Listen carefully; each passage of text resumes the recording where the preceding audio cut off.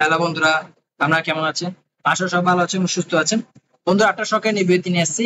এটা জেলা পরিষদ কার্যালয় থেকে নিয়োগ বিজ্ঞপ্তি প্রকাশিত করছে। এটা কিন্তু লেটেস্ট নিয়োগ বিজ্ঞপ্তি জেলা পরিষদ কার্যালয় থেকে দিছে। এটা 27 মে 2024 সালে দিচ্ছে, ঠিক আছে? তো বুঝতে পারছেন এটা লেটেস্ট। তো চলুন এটা নিয়ে বিস্তারিত আলোচনা করি। দেখেন, এখানে একটা পদের নাম দিছে, একটা পদ দিছে সার্বিয়ার।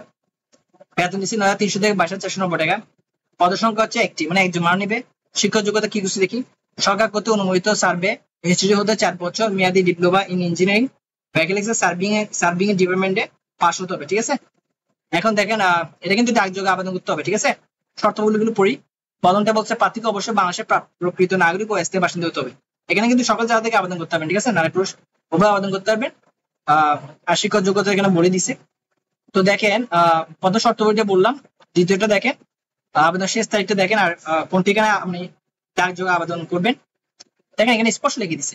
8 নম্বরটা দেখেন, আবেদনপত্র অবশ্যই আগামী 26 জুন 2024 খ্রিস্টাব্দ তারিখের মধ্যে প্রধান নির্বাহী কর্মকর্তা জেলা পরিষদ সাতক্ষীরা বরাবর ডাকযোগে অফিস চলাকালীন সময়ে পৌঁছাতে হবে।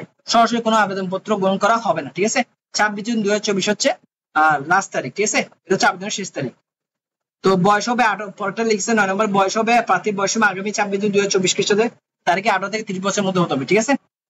আর মুক্তিযোদ্ধা আর মুক্তিযোদ্ধা অথবা শহীদ বীর মুক্তিযোদ্ধাদের ক্ষেত্রে অথবা প্রতিবন্ধীদের ক্ষেত্রে 32 বছর বয়স পর্যন্ত শিথিলযোগ্য, ঠিক আছে? তাদের সন্তান যারা আছে তাদের 32 বছর বয়স পর্যন্ত শিথিলযোগ্য। তো এটা নর্মালি সব সরকারি চাকরির মধ্যে কিন্তু একই হয়, ঠিক আছে? তো বন্ধুরা, আশা করি ভিডিওটা ভালো লাগছে। জেলা পরিষদ কার্য থেকে যে নির্বাচিত পরিষদ হয়েছে, এটা বিস্তারিত আলোচনা করছি। তো আশা করি ভিডিও ভালো লাগছে। পরবর্তীতে আপনার সাথে আবার দেখা হবে। যদি ভিডিও ভালো লাগে আমার চ্যানেলটা সাবস্ক্রাইব করবেন। তো পরবর্তীতে আপনার সাথে আবার দেখা হবে। সবাই ভালো থাকবেন, ধন্যবাদ।